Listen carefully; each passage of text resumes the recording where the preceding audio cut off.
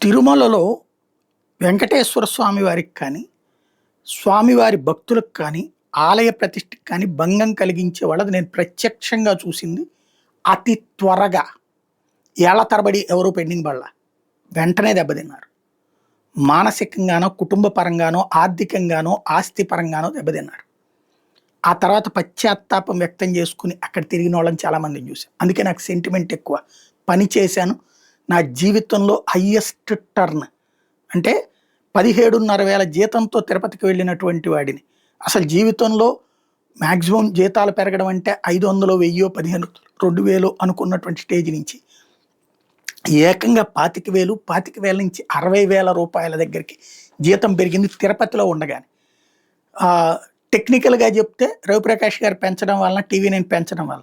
But నాలాంటోడికి సెంటిమెంటల్గా ఉండేటటువంటి feeling ఆ పరిస్థితి. ఆ రోజున రాసిన ప్రతి వార్త, చేసిన ప్రతి వార్త, భక్తుడికి అన్యాయం జరిగే ప్రతి అంశాన్ని రైట్ చేసాం. అట్లాగే భక్తులకి ఇవాళ రోజున టోకెన్లు లేని భోజనాలు కావచ్చు, అన్నదానం కావచ్చు, అట్లాగే క్యూ లైన్లకి సంబంధించినటువంటి దాంట్లో లోపాలని సెటరేట్ చేయడం కావచ్చు, మంచినీళ్లు ఎక్కడికక్కడ పంపులు పెట్టి అందించేటటువంటి వసతి కావచ్చు, ప్రసాదాలు రామ్ బగీచా దగ్గర అట్లా విడివిడిగా పెట్టించడాలు కావచ్చు, అట్లాగే అక్కడ లడ్డూలు ఇవాళ ఎన్ని కావాలంటే అన్ని లభిస్తుండం కావచ్చు. ఇట్లాంటివన్నిటి వెనకాల ఎదురైన ఆటంకాలని, అవరోధాలని కి సంబంధించిన వార్తల్ని నేను ప్రొజెక్ట్ చేస్తూ, ఆ భగవంతుడు నాకు ఆ తిరుపతిలో దర్శనం చేసుకోవడం తెలుసు తప్పించి ఇవన్నీ నాకు తెలియదు. కానీ నేను వెళ్ళాక నా దృష్టికి ఆ అంశాలు వచ్చేలా చేశారు స్వామివారు.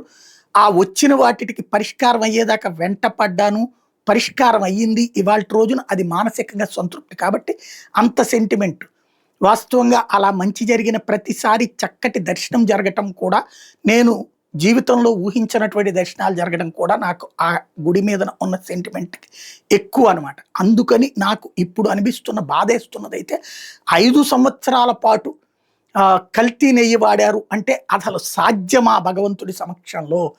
అసలు భక్తులకి తెలుస్తుంది, పబ్లిక్కి తెలుస్తుంది. కానీ 5 సంవత్సరాల పాటు నెయ్యి కానిది, వెన్న కానిది వాడారు అని చెప్పేటటువంటిది ఎంతవరకు వాస్తవం? అట్లాగే దాంట్లో రాజకీయ కోణం ఎంతవరకు వాస్తవం? తప్పు చేసిన వాడిని ఎవరినైనా శిక్షించాల్సిందే.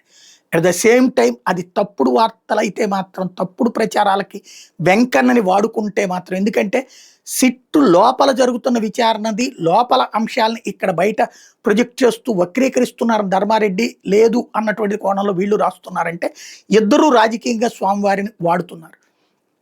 జాగ్రత్తగా ఆలోచించాల్సిందల్లా వెంకటేశ్వర స్వామి వారి విషయంలో ప్రతి భక్తుడు కూడా ఆ స్వామి ఏదైతే శివుడు ఆజ్ఞ లేనిదే చీమైనా కుట్టదన్నట్టు వెంకటేశ్వర స్వామి ఆజ్ఞ లేనిదే అక్కడ ఏ విషయమైనా సరే జరగదు. తప్పు చెయ్యాలని ఎవడన్నా మనస్సంకల్పంతో చేస్తే దొరుకుతాడు, త్వరగా శిక్షించబడతాడు.